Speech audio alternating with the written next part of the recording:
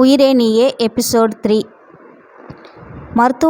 மருத்துவமனையில் நடந்த சம்பவத்திற்கு பிறகு 2 நாட்கள் கடந்தன. மாயாவின் அம்மா முழுமையாக குணமடைந்து வீட்டிற்கு திரும்பினார். ஆனால் மாயாவின் மனதில் அர்ஜுன் செய்த உதவி மீண்டும் மீண்டும் நினைவுக்கு வந்தது. அடுத்த நாள் அலுவலகத்திற்கு சென்ற மாயா அர்ஜுனின் அறைக்கு சென்று ஒரு கவரை நீட்டினாள். சார், மருத்துவமனை செலவுக்காக நீங்கள் கொடுத்த பணம்.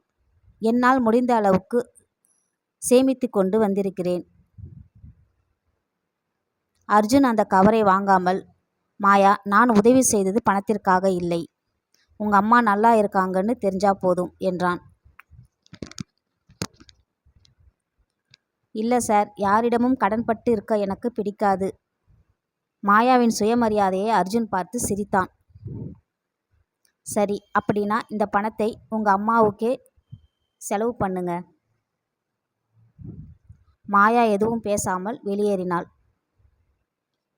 அதே நேரத்தில் அலுவலகத்தில் வேலை பார்த்து கொண்டிருந்த ரோஹித் மாயாவையும் அர்ஜுனையும் கவனித்து கொண்டிருந்தான். இவங்களுக்கு நடுவுல ஏதோ நடக்குது போல என்று மனதில் நினைத்தான். ரோஹித்துக்கு மாயாவை பிடிக்கும். ஆனால் அதை அவளிடம் சொல்ல துணியவில்லை.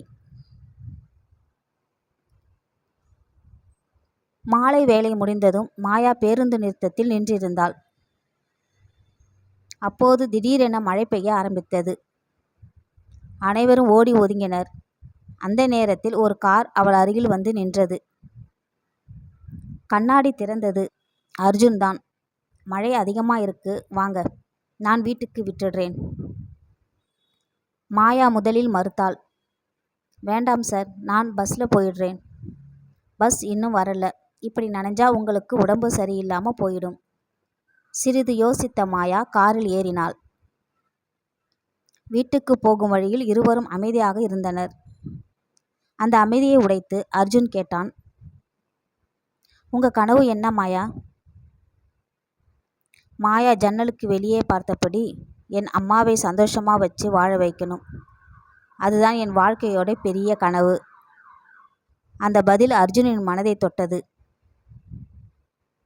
இவ்வளவு பொறுப்பான பெண்ணா என்று அவன் மனதிற்குள் நினைத்தான்.